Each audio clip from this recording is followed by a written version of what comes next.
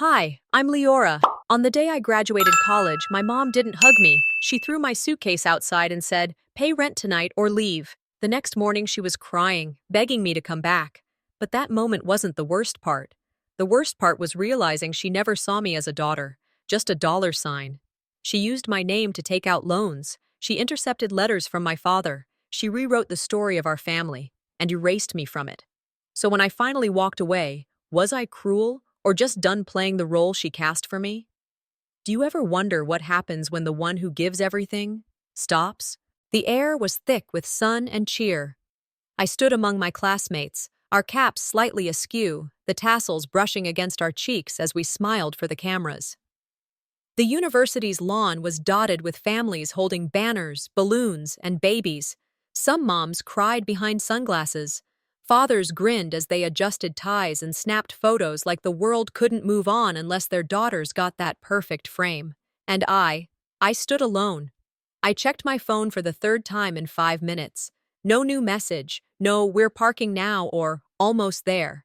I knew she wouldn't come. Deep down, I knew. But hope, stubborn and naive, clung to me like sweat under my gown. We don't remember days, we remember moments, Cesare Pavese once wrote. I remembered the moment she promised to attend, her words lukewarm and unconvincing, that same smile she used when she didn't want to argue. The ceremony passed in a blur. I heard my name, crossed the stage, shook a hand, smiled for the camera, and returned to my seat like it didn't mean everything. I clapped for the others. I cheered when the dean cracked a joke. But my stomach stayed clenched, waiting for something, a message, a shadow in the crowd, any proof that I was more than obligation. I walked home. No Uber, no ride, just the long sidewalk and the sound of my heels clicking against concrete, like punctuation marks for each year I spent holding this family together. Omaha was warm that day, and the sun pressed down on me like judgment. My diploma tucked under one arm, I turned the corner onto our street. That's when I saw it. My suitcase. Sitting on the porch. It was the same one I brought to college 4 years ago. The zipper still broken on one side. My cap and gown were folded inside it, though not neatly, just shoved in, as if they were groceries she'd decided not to keep. I stepped up to the porch, slow and disbelieving. The screen door creaked open. She didn't even look up. "You're a graduate now," she said. "Either pay rent tonight or get out." She said it between bites of toast, like she'd been rehearsing the line, like it was just another sentence. The TV buzzed quietly in the background, a game show, I think, something bright and stupid. I opened my mouth, then closed it. She didn't wait for a response. She went back to the kitchen. No hug, no "I'm proud of you," just pay rent or get out. No one else was home to witness it. My brother was probably in the basement with his headset on. My sister was likely with her husband, avoiding our mother like a dodged bullet. That left me, standing on the porch, the graduate who hadn't even graduated from being disposable. I bent down and picked up my suitcase. My fingers tightened around the handle. I didn't yell, I didn't cry, I didn't give her the show she likely expected. This wasn't sudden, it was just louder now. I walked inside, the wheels of my suitcase thumping against the doorframe. She looked up once, briefly, as if I were a neighbor's kid retrieving a forgotten backpack. I carried the bag upstairs. The house was quiet except for the low drone of the TV and the occasional creak in the hallway. My diploma stuck out of my purse like a bookmark in a chapter no one bothered to read. I remembered the first time I paid the electric bill. Sophomore year. The lights had gone out right before finals. She called me, voice sharp and fast. "You have that scholarship refund, right? Can you help just this once?" And once turned into always. "It's just a small thing, Leora. You're lucky. You don't have a car to worry about. Leora, your brother needs money for that school trip, just until I get my next check. You live here for free, don't you?" I stopped asking for thank yous. I stopped waiting for fairness. I paid the bills, picked up groceries, even paid for our internet twice when my brother's gaming schedule couldn't be interrupted, but none of it meant anything today. I called down the stairs. "Rylan!" No answer, just muffled shouting from his game. I didn't bother trying again. She was in the kitchen now, humming while slicing tomatoes, as if nothing had happened. The smell of garlic and oil filled the air, cozy and cruel. She didn't offer me lunch. I stood in the doorway and watched her hum a song I used to sing when I was 9. She moved in rhythm, comfortable in the world she built without me. I walked back upstairs. I opened my closet and began packing. Not because I had a plan, not because I had somewhere to go, but because staying felt like betrayal to myself. I moved slowly, one drawer at a time. My shirts, books, the framed picture from freshman year. I wrapped it in a sweater and placed it gently into a tote bag. She thinks she owns me because she raised me, I whispered, but I raised myself. I didn't leave my house key on the hook. A small rebellion, quiet but final. That night, I lay in my bed, staring at the glow-in-the-dark stars on my ceiling. They were still there, dim and dusty. I used to make wishes on them. I thought of my father. I wondered if he once lay in a bed like this, waiting for an apology that never came. Maybe this was how the chain broke, not with screaming or shattered plates, but with silence. I picked up my phone. Need a ride at 6 a.m. Don't ask, just come. I sent it. No tears, no dramatics, just a decision. Tomorrow I would choose myself.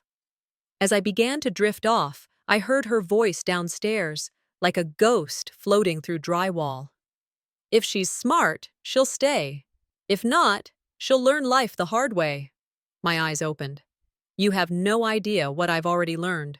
I woke before the alarm. No birds, no cars, just that uncanny hush that fills a house when no one wants to speak, but everything still needs to be said. The kind of silence that clings to the corners, thick and heavy, stretching itself across every room. I didn't need it to be loud. I needed it to be over. The room around me was nearly bare, the bookshelf empty, drawers hollowed out, the closet yawning wide like it had already forgotten I'd ever lived there. My duffel sat by the door. Next to it, the framed scholarship letter I'd once considered hanging but never did.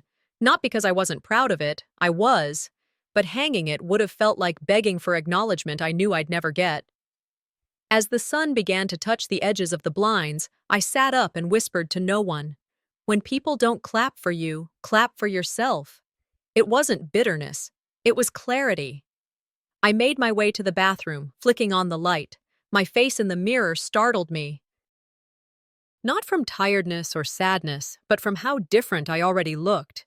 Lighter, like something in me had shifted and settled overnight. While brushing my teeth, my mind wandered to the words my mother muttered the night before. She'll learn life the hard way. Said like a prophecy, like a curse dressed in parental concern. But that wasn't new, just one in a collection of cutting phrases she used to carve me into compliance over the years. My mind flipped through memories like pages of a journal I never meant to write. The time she accused me of being selfish when I stayed late for tutoring. The eye roll when I announced I'd made the dean's list. The silence when I paid the power bill but skipped groceries for myself. I looked into the mirror again, met my own eyes, and let the words rise without speaking them. If I talk now, it'll be for her benefit, not mine. I walked back to my room, feeling strangely steady, not calm. Not cold, just resolved. As I zipped my bag, the quiet of the house reminded me how loud the absence of love can be. There was no ceremony to leaving, no final showdown or dramatic door slam, just a text. I'm ready, sent to my friend waiting in her car outside. I took one last look around my room, ran my fingers along the wall beside the door, an old habit from childhood, tracing cracks that had been painted over more times than I could count. Downstairs, my mother stood at the stove, humming. The smell of scrambled eggs and butter filled the air like nothing had happened. She didn't glance up. She didn't need to. I placed my house key on the counter. Next to it, a folded grocery receipt, one of the many I'd paid without ever being asked or thanked. I didn't expect her to say anything. That would have meant acknowledging something real. The front door creaked, light spilled in. I stepped out and didn't look back. In the Uber, the world blurred past the window. Familiar streets lost their names. The liquor store where I once bought emergency candles, the bus stop I used to take in high school, shivering in winter wind, praying I wouldn't be late to my job again. It all slid away. I thought leaving would feel louder, I murmured under my breath. My phone stayed silent. No missed calls. No, where are you going? Or, we didn't mean it. Not even a petty good luck. That hurt in a strange way, like being forgotten was somehow worse than being insulted. But then again, maybe peace doesn't come from being understood. Maybe it comes from finally giving up the need to explain. The Uber pulled up in front of a plain beige building on the west side of town. The type of place no one notices unless they live there. The kind of place where beginnings quietly bloom. The landlord had left the key in a lockbox, just as promised. I punched in the code, felt the click, and opened the door to my new life. The air inside was stale but clean. Dust floated lazily in the afternoon light. The place was empty. No couch, no curtains, not even a coffee table. Just hardwood floors and silence. I wheeled in my bag and closed the door behind me. In the middle of the floor, I set my diploma down. There, among the blank walls and empty space, it looked like a flag in land I'd finally claimed for myself. "Let's begin," I whispered.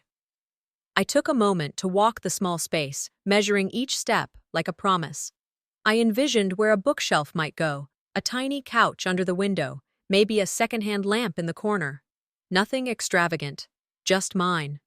My phone buzzed. It was her. "Did you take the router? Wi-Fi's not working. Your brother needs it." That was it. Not, "Are you safe?" Not, "Where are you?" Not, "We're sorry." Just a question. An accusation, even. I stared at the screen and smiled, not with joy, but with the kind of recognition that settles everything. And there it was. Not, "Are you okay?" Just, "Did you take something?" I set the phone down and walked to the window. Outside, the world didn't pause. Cars moved, a dog barked, a neighbor carried in groceries. Life continued. And so would I. I sat on the floor of my new apartment, legs folded beneath me, holding a paper cup of instant noodles. There was no table, no chair, just me, my luggage, and the light slanting through the window like a reminder that I was finally somewhere else. The silence wasn't hollow. It was mine. Steam curled up from the cup. I watched it swirl, trying to stay grounded.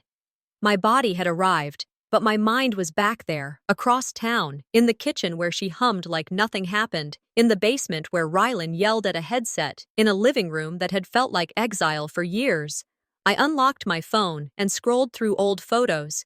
Graduation day, me in cap and gown, standing alone. No balloons, no parents, just a stranger who offered to take my photo near the university sign. Most of my college memories looked like that. Me, solo. Even the few group pictures from home, holidays, birthdays, I was missing. It wasn't just forgetfulness. I'd been cropped out long before I ever left. My diploma leaned against the wall, still rolled up in its plastic tube. I hadn't framed it. I wasn't sure I wanted to. Achievements meant little when no one had celebrated them with you.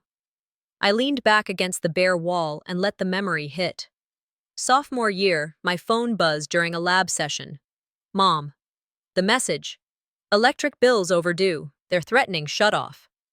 I left class early, ran to the financial aid office, and requested an emergency release of my scholarship stipend. They approved $300. That week, I lived on peanut butter and crackers. A few days later, I called home to check if the lights were still on. Rylan answered. "Yeah, Mom paid for my prep camp thing. She said I had to go." He was excited. I remember he called it his ticket out. I sat there, holding the phone, realizing my ticket out had just been repurposed to fund someone else's dreams. No one thanked me. No one even told me. I wasn't helping. I was being used. Rylan had always been the golden boy. He got praised for bringing his plate to the sink. Meanwhile, I worked 2 jobs, kept a near-perfect GPA, and got guilt-tripped for missing dinner. "She's just more responsible," Mom would say dismissively, like my competence excused their neglect. I remember one Christmas vividly. My work shoes were falling apart, and I needed a new pair. I settled for second-hand ones from a thrift store, still too tight, but better than the ones with the split sole. That morning, Rylan tore open a brand new gaming console. "Santa came through," he shouted. I knew what account it came from. I had transferred grocery money just the week before because Mom had forgotten the mortgage was due. I never saw that money used for groceries. But Rylan got a console. Later, I made the mistake of bringing it up.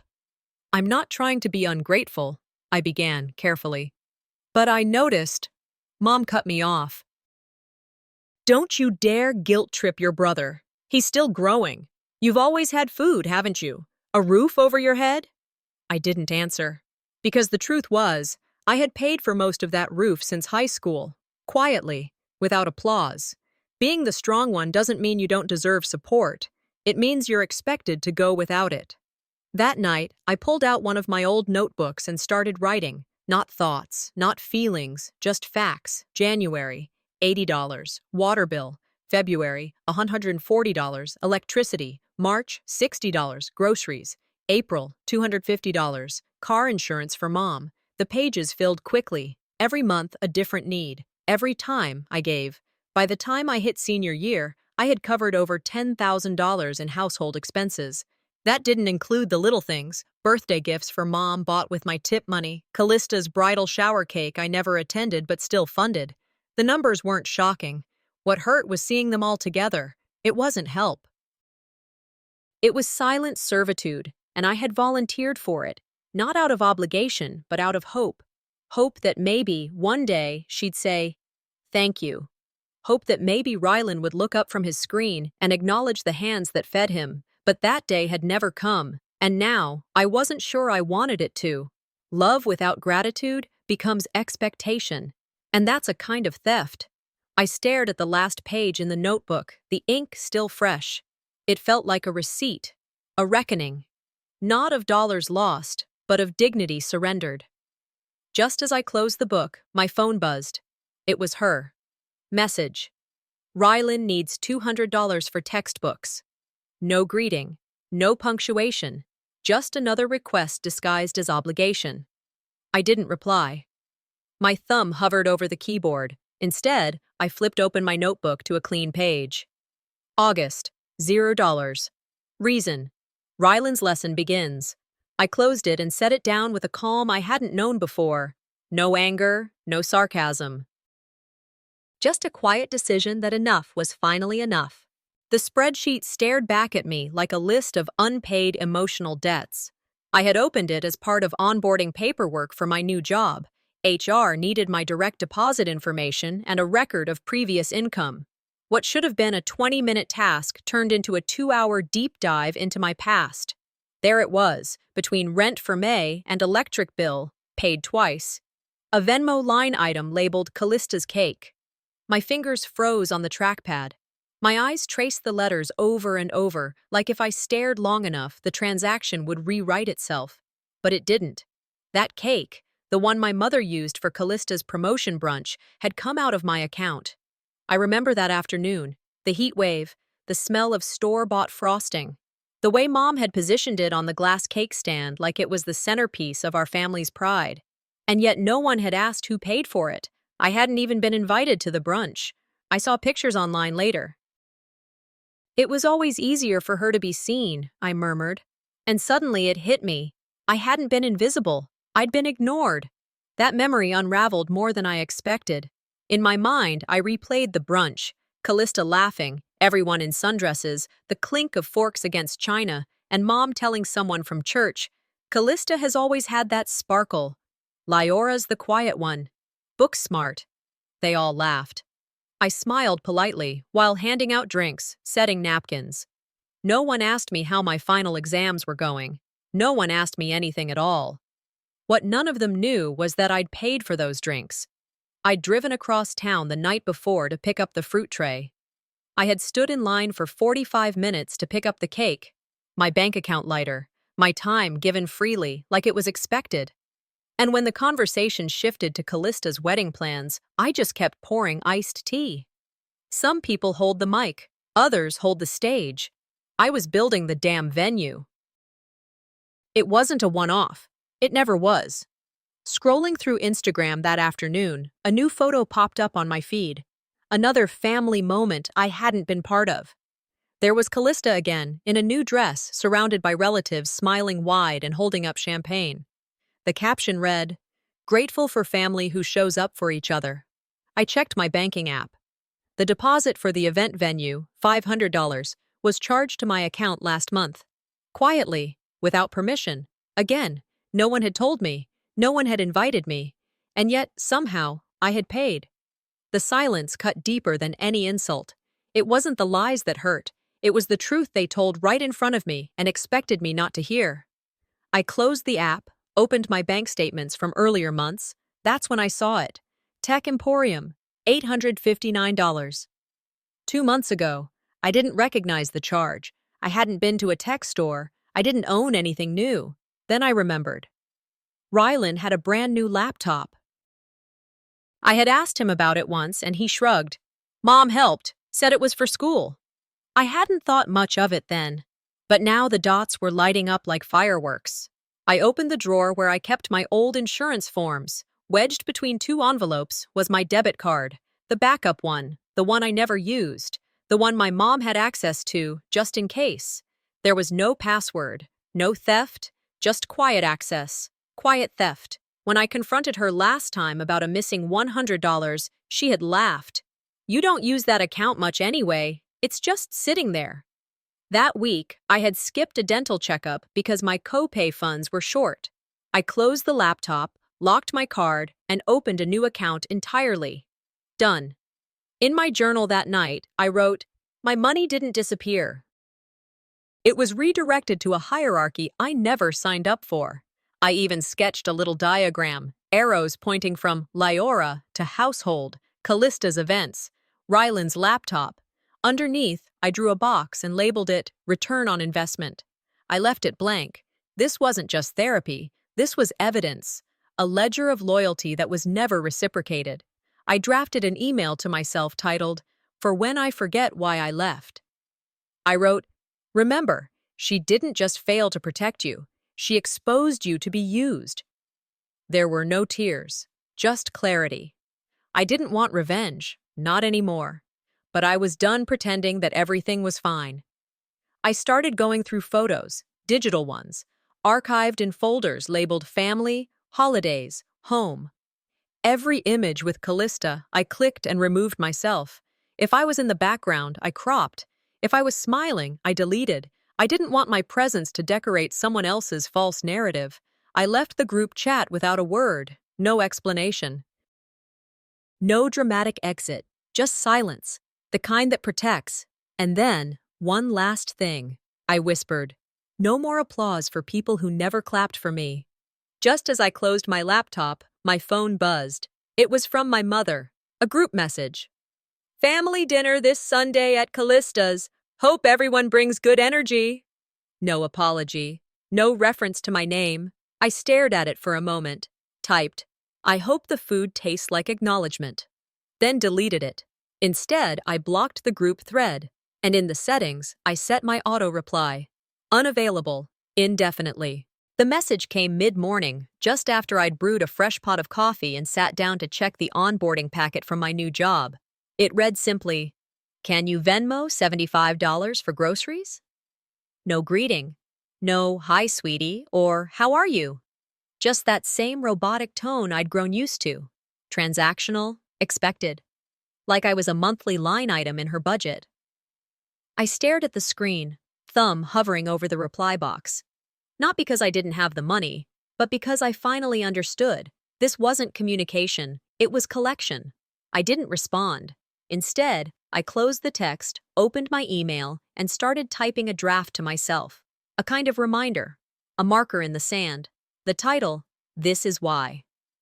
Later that day, while sorting some old folders, I came across a document I hadn't thought about in years, the acceptance letter for a semester abroad in Switzerland. It was from junior year. I had been so excited, half terrified, half electric about the idea of living overseas, meeting new people, finally doing something just for myself. But I never went. I still remembered that night, crystal clear. The final interview was scheduled for the next morning, and I was up late ironing my blouse when the phone rang. Mom's voice was low and frail. I don't want to scare you, but I'm not feeling right. Chest pain, dizzy. I think I might need to go to urgent care. I packed a bag and drove home immediately. When I got there, she was on the couch, remote in hand, watching one of her crime dramas. No signs of illness, no urgency. She barely looked up. I feel better now. Probably just stress. You can sleep on the couch. I didn't make it to the interview. When I brought it up weeks later, she shrugged. You can always study abroad next year, but I needed you now. Next year never came. Life, work, and bills piled up. By the time I had the flexibility, the program no longer accepted returning applicants. That was the first time I realized my dreams were disposable, as long as hers felt threatened. I reopened the draft text. I won't be sending money anymore. Then deleted it, not because I was afraid, but because I didn't want to say it through a screen. Some conversations needed breath, eye contact, closure. A mantra I once saw printed on a mug came to mind. The strongest boundaries are the ones we're willing to repeat without guilt. So, I made a plan. This weekend, not to reconnect, not to play nice, but to make it clear. I was done being the fallback plan. That evening, while walking to the post office, I bumped into Mrs. Henley, our old neighbor. She was always outside watering something, plants, lawn, concrete. Leora, she said, her voice rising. Well, how long's it been? We exchanged small talk until she tilted her head and said, Your mom mentioned you moved out. She told me you couldn't handle adult life. I told her, well, if Leora's anything like she was in high school, that's hard to believe. My stomach didn't twist. Not anymore. It just confirmed what I suspected. She wasn't just leaving my name out of conversations. She was rewriting the story. Because calling me selfish was easier than admitting she'd depended on me far more than I ever did on her.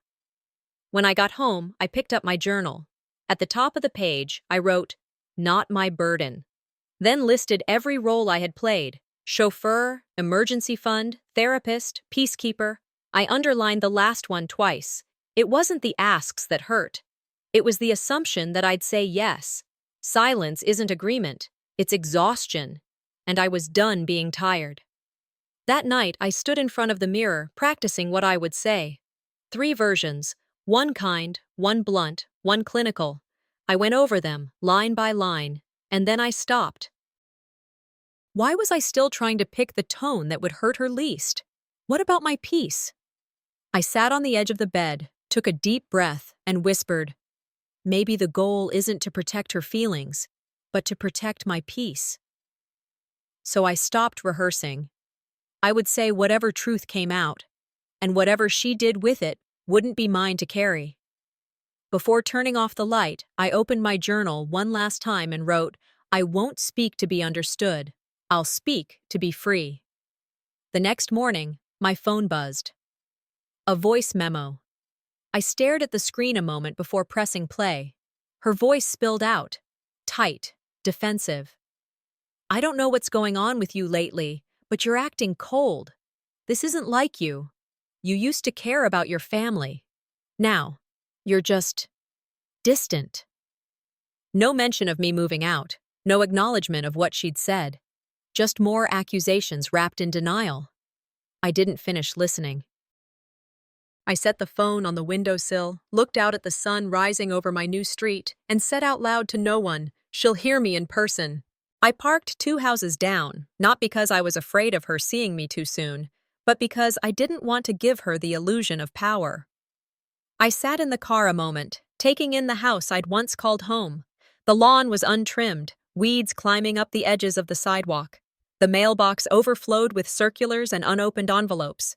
The siding looked dingier than I remembered. It felt like looking at a reflection that hadn't realized it was aging. I stepped out. No bag, no gift, not even a coat, despite the chill. I walked the rest of the way with measured steps. This wasn't a visit. It was a declaration. She opened the door before I knocked, her eyebrows arched in mild surprise. Didn't think you'd actually come, she said, wiping her hands on a dish towel that smelled faintly of bleach. I said I would. Inside, the air was warm, familiar in that suffocating way old homes can be. The TV buzzed low in the background, some daytime documentary, the narrator talking about the psychology of forgiveness. Fitting. She motioned toward the kitchen. Coffee? No, thank you. We sat at the table, she across from me, leaning back like this was just another Saturday morning. I stayed upright, back straight, hands folded. She didn't ask why I was there. Instead, she launched into vague complaints about the rising grocery prices, her blood pressure, the cold snap last week. And your brother's been impossible, she added, shaking her head. He's stressed about school. Doesn't help that you've gone ice cold on everyone. I let her ramble, let the empty words bounce off my skin like weak raindrops. When she finally paused, I spoke. I'm here to set boundaries, I said, not to reset history. Her lips twitched like she wanted to laugh but thought better of it. I reached into my coat pocket and pulled out a folded sheet of paper. She didn't reach for it. You remember the video you posted after graduation? I asked, laying the paper flat on the table. Her expression flickered. I took it down. Are you still upset about that? It was viewed over 400 times. My employer saw it. It was just a moment. You were being dramatic, leaving like that. I leaned forward slightly. Reputation isn't built by strangers. It's broken by family. She rolled her eyes. You embarrassed me first. That stopped me, not the words, but the tone. She said it like it was a fact, like my independence had been an attack. You think my leaving was to hurt you? I asked. You didn't say goodbye, you just disappeared. I left a key, and I left peace. You returned both with silence and slander. She crossed her arms. I was upset. And instead of speaking to me, you posted it for the world? She said nothing. I glanced around the kitchen. The wallpaper was peeling near the corner. One of the overhead lights flickered faintly. A slow, rhythmic drip echoed from the sink. You haven't fixed the leak, I said. She sighed. The mortgage is late. 2 months now. I'm behind on everything. The electric's about to be cut. I didn't think it would all fall apart so fast. And there it was. Not an apology. A confession disguised as complaint. I leaned back in my chair. I was the glue, wasn't I? She looked away. This house isn't just cracking, it's collapsing, because it was never built to stand without someone sacrificing for it. She didn't argue. A long silence stretched between us. Finally, in a low voice, she asked, Can you help? Just for a few months? I stared at her. You said you were fine without me. You said I was selfish, cold. Her voice was small. I counted on you. Maybe too much. That landed heavier than if she'd shouted. I let the silence hold us both. You counted on me because I never said no, I said. You were dependable. No. I was convenient. She opened her mouth, then closed it. The words weren't coming as easily now. I don't owe you for surviving what you refused to change. I stood, took the paper I had laid on the table, and placed another next to it. A printed spreadsheet of every financial contribution I'd made since high school. Dates, amounts, categories. It was neat, meticulous, cold. She didn't touch it. This isn't punishment, I said. It's protection. You're keeping score now? She snapped. I'm showing the math. She pushed the papers away, her fingers trembling. You think this makes you better than me? No, I said. It just makes me free. I walked to the door, my hand on the knob. You'll come back when life humbles you, she said behind me. I paused, then stepped outside without a word. The sun had shifted. The street felt brighter, like even the air had exhaled. My phone buzzed as I reached the car. Unknown number. Hey, this is Teresa. I think you should know what really happened to your dad. I stared at the text again. Hey, this is Teresa. I think you should know what really happened to your dad. The message buzzed through me louder than any phone alert ever could. I sat in the driver's seat outside my apartment complex, key still in the ignition, hands frozen over the steering wheel. It had been years since I last heard from my aunt. She used to send me cards for my birthday until Mom called her unstable one too many times, and the cards stopped coming. I was 13 the last time I saw her. She had a loud laugh, wore too much turquoise, and always smelled like lavender and menthol. My mother said she was dramatic. But right then, I realized dramatic might just mean inconvenient. I dialed. She picked up on the third ring. Liora? Her voice was hesitant, soft. Is now okay? Yes, it's okay. We arranged to meet the next evening. No questions, no drawn-out pleasantries. Just a mutual understanding that the time for dancing around the past had passed. The next day, I drove to the north side of town.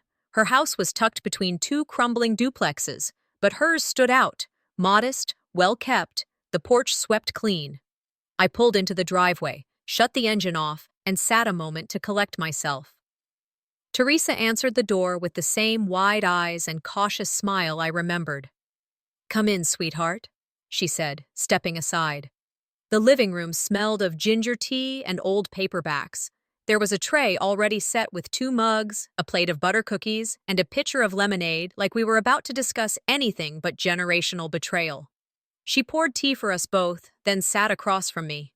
"I'm not going to beat around it," she said, tucking a strand of gray hair behind her ear. "I know what Aileen told you, about your father." I nodded slowly. "She said he left us, that he couldn't handle the pressure, so he disappeared." Teresa's face hardened, jaw tightening as if it pained her to swallow that sentence. She reached down, pulled out a small laptop from under the side table, and opened it. From a nearby drawer, she retrieved a flash drive, plugged it in, and clicked open a video file labeled simply April 17. "Watch this," she said. I leaned forward as the screen lit up. It was grainy, clearly filmed on a phone. My mother's voice was unmistakable, sharp, raised, filled with fury. My father stood opposite her, face exhausted, eyes red. "You're a coward," Mom hissed. "You lose one job and now we're all supposed to carry you?" "I didn't ask for this," Dad said, his voice barely above a whisper. "You're dead weight, Robert. You've always been the weak one." He started to speak again, but she cut him off. She got louder. He didn't. I watched, unable to blink. At one point, he tried to move toward the door. Not to leave, but to escape the shouting. She stepped in front of him. Teresa lowered the volume. This was 2 weeks before he left. She told everyone he abandoned the family, that he stopped calling, but she forced him out. My voice caught in my throat. Why didn't anyone tell me? She rewrote the story before any of us had the chance to stop her. And you were too young to know the difference. By the time he tried to explain, she paused, stood, and walked over to a shelf. From behind a stack of cookbooks, she pulled a small shoebox and placed it on the table. Inside were letters. Dozens, maybe more. He wrote to you, through me, because he didn't trust Eileen to give them to you. And he was right. My hands trembled as I picked one up. The envelope was soft with age, the ink faded. To my fighter girl, it read. I opened it slowly. "I'm sorry I wasn't there for your birthday. I wanted to be. I wanted to see you in that red dress your aunt told me about. I wanted to bake that silly cake with you, the one with too much frosting. I didn't leave you, Leora. I was erased." I read it 3 times before the tears finally came. It wasn't the absence that hurt. It was the theft, the stolen years, the silence forced by someone who'd rather bury a truth than face her own failure. "She told me he didn't want to be found," I whispered. "She told me he changed his number." Teresa shook her head. "He was at the same address for 5 years. I had to fight her to get him visitation rights, but by then he thought you'd turned on him." She lied to both of us. She lied to all of us. The grief that followed wasn't loud. It wasn't wailing or fists on the table. It was still, a kind of grief that wrapped around your lungs and refused to let go. "She didn't just lie about him," I said slowly. "She stole my choice to love him." Teresa reached out, squeezed my hand. "These are yours now. Do with them what you need." That night, back in my apartment, I placed the letters on my kitchen table. I didn't cry. I just stared. My hands shook. My shoulders trembled. It wasn't sadness, it was betrayal, cold and wide. My phone buzzed. A group photo. Callista and Mom at brunch, laughing, wine in hand. They were still curating their narrative, still hosting dinners in homes built on lies. And I? I was the ghost who'd finally stepped out of frame. I turned back to the letters and picked up another. At the bottom of this one, he'd written, "If you ever find me, I'll be waiting in a town called Tannersville." I never left. I pulled out my laptop, population 2,800. Somewhere between grief and disbelief, a new emotion settled into my bones. Hope. "He's alive," I whispered. The call came on a Thursday afternoon. I was folding laundry and listening to jazz when her name popped up on the screen. I let it ring twice before picking up, already knowing it wasn't a real invitation. It was a setup. "We're having a little get-together at Callista's this weekend. Just family. It would mean a lot if you came," she said, her voice warm, almost rehearsed. There was no apology, no mention of the last conversation, no acknowledgement of the damage done. "Sure," I said, and that was all. No follow-up, no enthusiasm, just confirmation. Sometimes silence makes them think you've surrendered, but I wasn't going for reconciliation. I was going for resolution. I packed a folder, documents, receipts, screenshots, my proof. Callista's house was a curated showroom, fresh lilies by the door, glass bowls of pastel candy, furniture arranged for optics more than comfort. Her husband greeted me with a polite nod, but kept his eyes on the floor. Callista hugged me like a politician, tight, short, strategic. "You look good," she said. "Work's going okay?" "It's fine." Rylan was in the corner, half slumped in a velvet chair, absorbed in whatever game he was pretending to follow on his phone. My mother emerged from the kitchen with a platter of appetizers and a smile that didn't belong to her. She had always been good at performances. "We're so glad you could join us," she said, placing the tray down like we were hosting a tea party instead of a tribunal. The dining room table was set, cloth napkins, wine glasses, 3 candles lit down the center. I took my seat at the end, facing all of them. They flanked me like statues in an exhibit, legacy and silence. After we exchanged meaningless small talk, my mother leaned forward, elbows on the table, hands clasped like a school principal about to deliver a speech. "I wanted to let you know," she began. "We've updated the will. The house and other assets will go to Callista and Rylan." I nodded once, no reaction. "We assumed you wouldn't be interested, given your distance," she added. "We just wanted to be fair." I opened my folder, pulled out a document, and placed it gently on the table. "This is the co-guarantor agreement," I said. "Signed and notarized. I've been on the mortgage since I was 21. She blinked. "You can rewrite the will. You can't rewrite the contract." The silence was louder than any insult. Then it hit. "You're so manipulative," she snapped. Callista chimed in. "Is this about money again? You always twist everything to make yourself look like the victim." Rylan didn't even look up. "She's always had a victim complex." I didn't raise my voice. I didn't need to. I slid another sheet forward, a timeline of every payment I'd made for that house since I started working. "You called me invisible," I said. "I call this accountability." The room pulsed with tension. I pulled out my phone and tapped open another file. This was sent to me by an old college friend, someone you reached out to for money. On the screen were screenshots, messages from my mother asking for loans under my name. "She's too busy to check. Just send it. I'll make sure she gets it later." The texts were dated. The requests detailed. The betrayal absolute. Callista's posture changed. Rylan finally looked up. "You used my name to get money from strangers," I said. No one spoke. I wasn't silent because I was wrong. I was silent because I was collecting receipts. My mother stood, face flushed, voice brittle. "This isn't how families handle things." "No," I said calmly. "This is how survivors end the cycle." I handed each of them a copy of the financial summary. My years of unacknowledged support. "I'm not here for forgiveness. I'm here for closure." I stood slowly, collecting my folder, We are no longer under the same roof, emotionally or financially. I turned to leave. As I reached the door, Callista followed me onto the porch. Why now? She asked. Why burn it all down? I didn't turn around. Because it was never a home, just a stage with a locked backstage. My phone vibrated in my hand. Offer accepted. House in Tannersville is officially yours. I woke with a strange stillness inside me, one I couldn't immediately name. The sunlight crept in through the window blinds, cutting across the floor like clean lines on a blank page. My body ached in that deep, post-adrenaline way, as if I'd run a marathon without moving. The confrontation from the day before still replayed in fragments. Callista's sharp whisper, Ryland's dismissive glance, my mother's tight jaw when I dropped the documents on the table. But there were no texts this morning, no calls, no passive-aggressive messages in the family group chat, just silence, and for once, it felt honest. Truth doesn't make things easier, it just makes them real. While brushing my teeth, my phone buzzed. A voicemail. Aunt Teresa.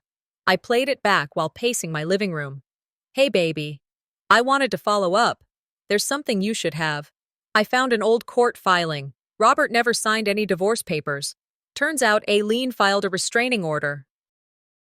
She told the courts he was abusive, said he abandoned you, but that was never filed officially either. She blocked him, completely.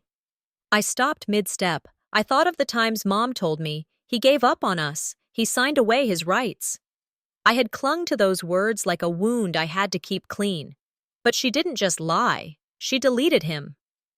I sat down slowly, my knees suddenly weak. Abandonment isn't always walking away, sometimes it's being erased. I went to my desk and opened the drawer where I kept all the letters Teresa had given me, the final one still sealed. But not yet. I wasn't ready. Instead, I opened my journal and wrote the last thing she said to me at the table. You'll come back when life humbles you. At the time, it had just passed over me, but now, it boiled, because underneath the arrogance was a blueprint. She never wanted me to fail. She wanted me to need her more than I needed myself. I wrote it down. Closed the journal. No tears. Just understanding.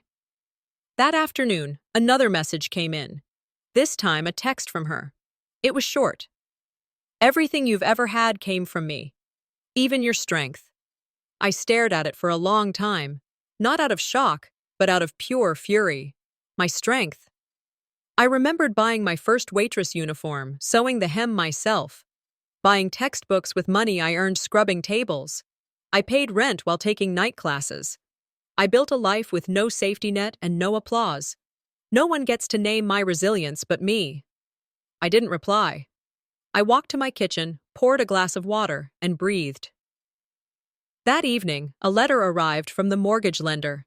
The house was officially in default. I called Teresa. She answered before the second ring. She tried applying for a second loan, she said. Under Callista's name, got denied, and now she's panicking. The house of cards was collapsing. I felt a flicker of guilt, not out of duty, but out of old habit. That sense of needing to fix everything before it bled. But I knew better now. They never planned for me to leave, only for me to keep giving. The next morning, I went to the notary office. I brought with me the finalized documents. My name officially removed from all financial obligation related to the house. A clean break, legal and permanent. Under reason for release, I wrote, consent to release obligation due to coercion and exploitation. The notary didn't ask questions, just stamped and signed. When I walked out, the wind felt different, lighter, like I'd finally stepped out of a house with no windows. Freedom doesn't ask for applause, it simply walks away. I got home, unlocked my filing cabinet, and slipped the notary documents into a fresh folder labeled Closed Chapters. As I pushed the drawer shut, something slipped from behind the files. An envelope. Unmarked. Yellowed at the edges. I recognized my father's handwriting before I even touched it. Hands trembling, I brought it to the table, cleared space beside my tea mug, and opened it. Inside was a letter dated 3 years ago. If you ever need peace, I'll be at the place I said I'd never leave. Tannersville. Your old blue bike is still here. I read it twice, then a third time. Not because I didn't believe it, but because I did. I walked to my laptop. Searched, Tannersville. Population, 2,800. I leaned back in my chair, the letter still warm in my hands. And for the first time in what felt like forever, I felt something that wasn't rage or exhaustion. Hope. He's alive. I packed light. One weekend bag with essentials, a folder holding my father's letters, and a screenshot of the address I'd typed into my phone. I didn't tell anyone except Aunt Teresa I was going. I needed this trip to belong solely to me. No explanations, no performance, no one to report back to. The drive out of Omaha stretched long and slow, lined with cornfields and truck stops that barely qualified as towns. Each mile put more space between me and the noise I had learned to live in. The further I drove, the more my body relaxed into the silence. No incoming demands, no accusations pretending to be concern. Just me, the road, and a steady realization. Sometimes healing isn't about confrontation. Sometimes it's about distance. Not all who wander are lost, Tolkien once said, but some needed to get lost to be found. I wasn't lost, but I needed to remember who I'd been before I was told who to be. When I pulled into Tannersville late that afternoon, it was everything the internet said it would be. Quaint, quiet, untouched by urgency. The air smelled like pine and dust. More porches than patios, more front yards than fences. The kind of place people still left their doors unlocked and said, "Good morning," without needing a reason. I slowed as I approached the address. It was a white house with green shutters and a small wooden porch. And there it was, leaning against the railing, my old blue bike, the same one I used to ride around our neighborhood when I was 9, the one Dad swore he'd keep just in case. I parked, stepped out, and stood by the mailbox for a full minute before moving. The door opened before I could knock. He looked older, thinner, grayer than I remembered, beard fully white, eyes lined with something more than age. But it was him, Robert.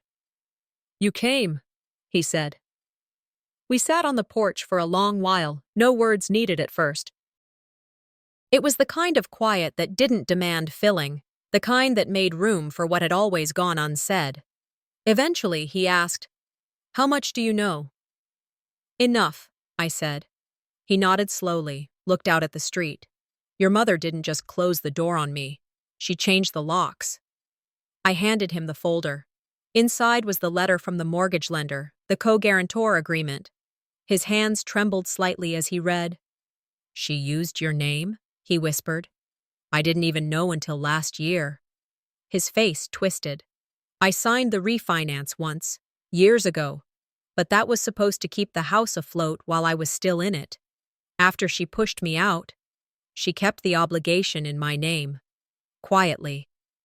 She weaponized your effort," he said, "and your silence." He looked at me. "Do you want to fight for it?" I shook my head. "No. I want out. Legally, emotionally, all of it." Inside, we sat at a small kitchen table with a stack of legal paperwork between us. He walked me through the deed release process, pausing occasionally to explain things like I was a client, not a daughter, not a child who had been left behind. "You've already filed these?" he asked. I nodded. "I just wanted your help confirming them, and maybe witnessing." He smiled, a real one, soft and almost shy. "You've done more for this family than any of us deserved." I didn't answer. We signed the final document together. The pen felt heavier than it should have, like it carried every sentence we'd never spoken. "Paper may not mend bloodlines," he said, "but it can cut cords." Afterward, he cooked, roasted chicken, cornbread, and green beans. Simple, honest. He set the table for two. No TV, no phones, no remarks about my weight or my schedule or how I should smile more. Just food and presence. At one point, he asked, "Do you want more?" I blinked. It wasn't the question. It was the tone. No expectation. No manipulation. Just care. And for the first time in years, I teared up at a dinner table, not out of frustration, but from the absence of fear. This is what home sounds like. Silence without suspicion. That night, I sat by the window in the small guest room, writing in my journal. The words came easily. I found peace, not revenge. I thought back to everything I had carried: debt, guilt, generational narratives, and felt a strange lightness. Not joy, not closure, but the quiet triumph of choosing my own ending. For the first time, I wrote a letter, not to my mother, not to Callista, not to anyone but myself. Dear Lyora, you did not break, you restructured. I sealed the page and tucked it into the back of the journal. The next morning, I stepped onto the porch to fresh air and birdsong. And something else, a small envelope taped to the screen door. No return name, just my name in slanted handwriting. Inside was a photo. Me at 6 years old, sitting on the blue bike, helmet askew, grinning like I owned the world. On the back, in my father's handwriting, kept it because I knew one day you'd remember how strong your legs were. I pressed the photo to my chest and closed my eyes. My phone buzzed.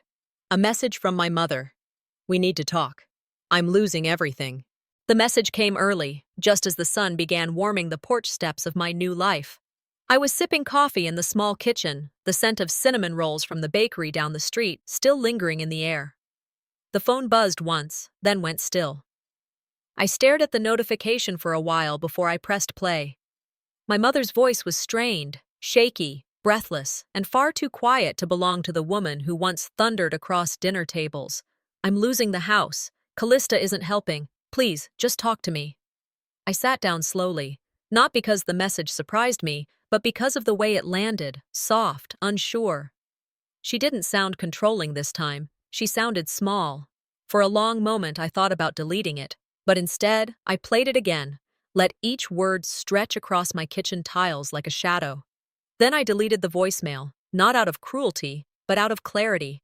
I had waited years for her to see me as something more than a backup plan.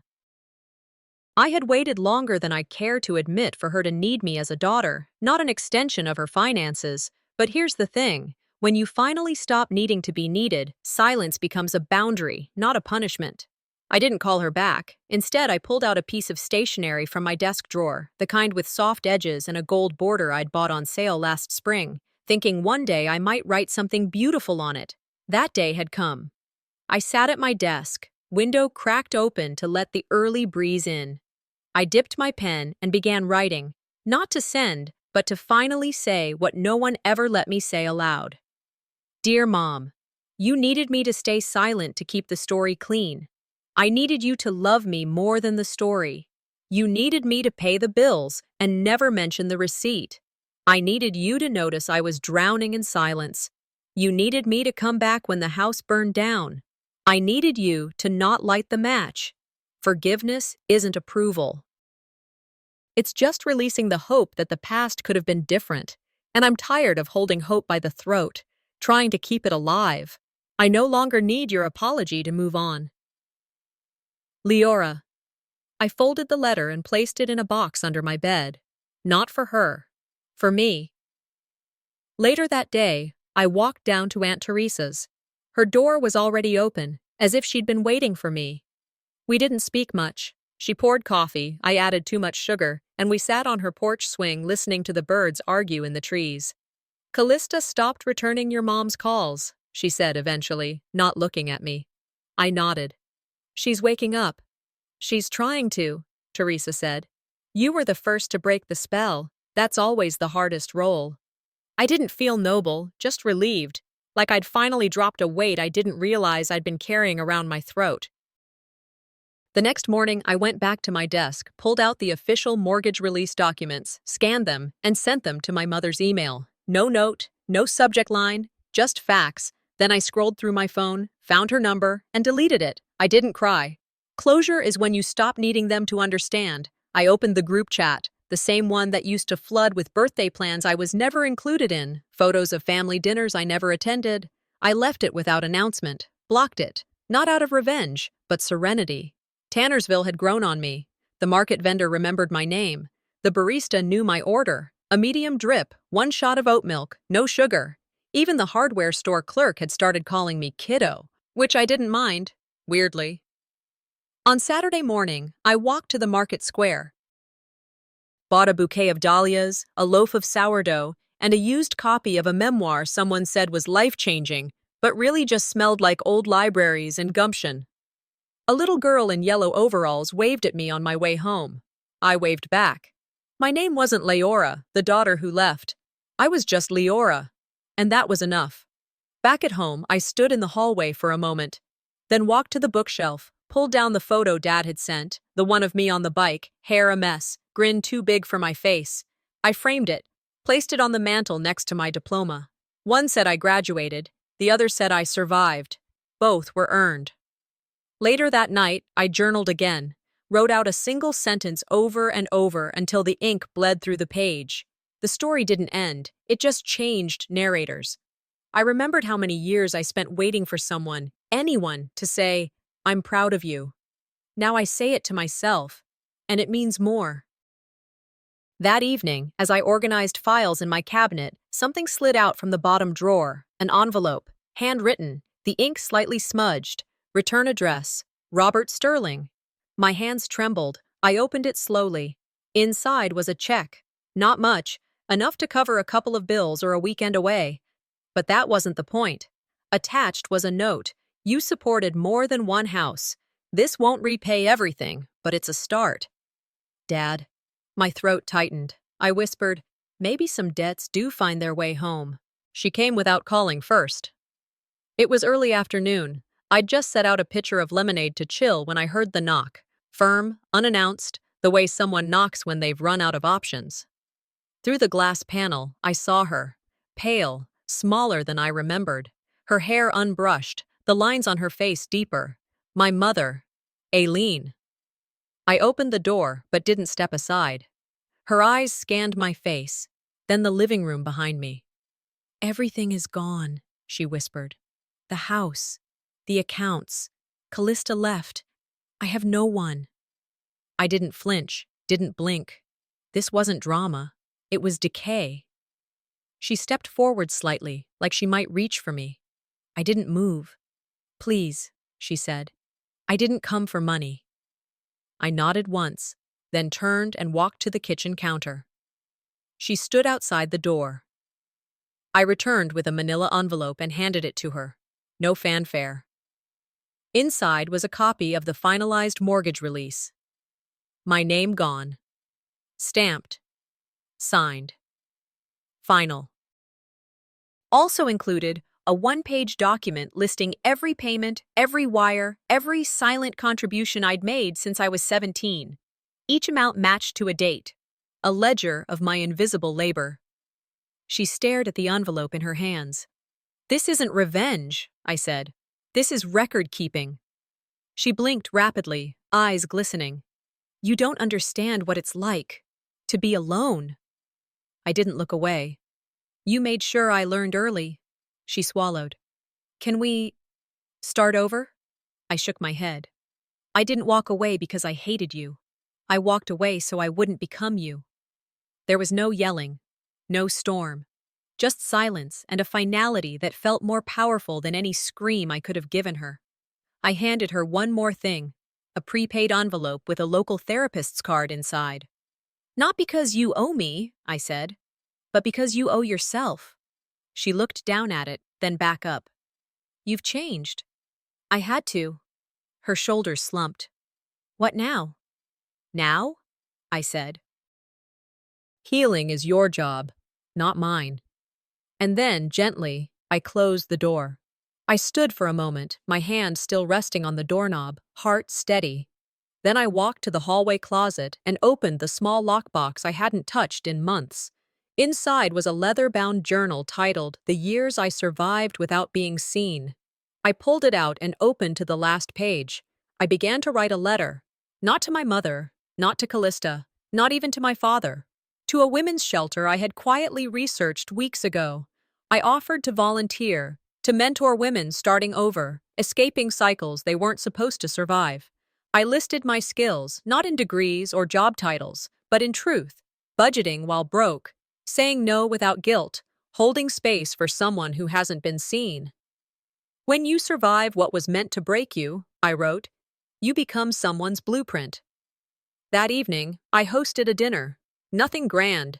Just roasted vegetables, lentil stew, cornbread. Around the table, Aunt Teresa, two women I'd met at the bookstore who felt more like sisters than the one I shared blood with, and Robert, my father, finally present. We laughed. We toasted. Not with champagne, but with words. Here's to what we build after survival, I said, and who we become when no one's looking. After dinner, I handed Robert a small gift. He opened the frame and smiled. It was my graduation photo. Below it, engraved on a tiny metal plate, "I got here anyway." We didn't need to say anything else. That night, I sat in bed and opened my journal for the last time. I wrote, "I no longer flinch when I remember the day she threw my bag outside. I honor it. Because it was the day I learned that being discarded is not the same as being worthless. Sometimes it takes being thrown out to discover your own value." I signed it, Lyora Sterling, daughter, survivor, architect of her own legacy. I closed the journal and placed it in the fire safe under my bed. Labeled the top, "Read this if I ever forget."